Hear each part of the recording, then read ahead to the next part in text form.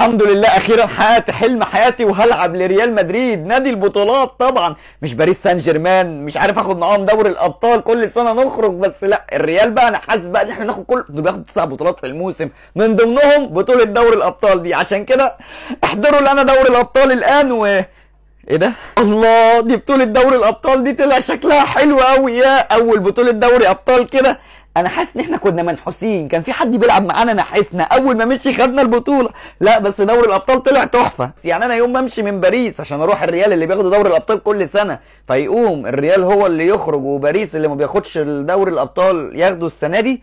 لا هي مفارقة غريبة بصراحة، يعني سبحان الله مش لاقي تفسير ليها. انا هقول لك بقى تفسير حلو قوي ومنطقي. ثانية واحدة كده، امسك بقى شنطة هدومك دي بره، ارجع باريس سان جيرمان تاني. ايوه احنا مش عايزينك، مش عايزينك، انت نحس، انت فقر يالا. ده احنا دوري الابطال ده بناخده واحنا نايمين، يعني بيجي لنا زيادة كده مع البطولات، حاجة مضمونة. احنا ما ناخدش دوري الابطال اول ما انت تيجي، انت نحس يالا، مش عايزك في النادي، هنمشي يا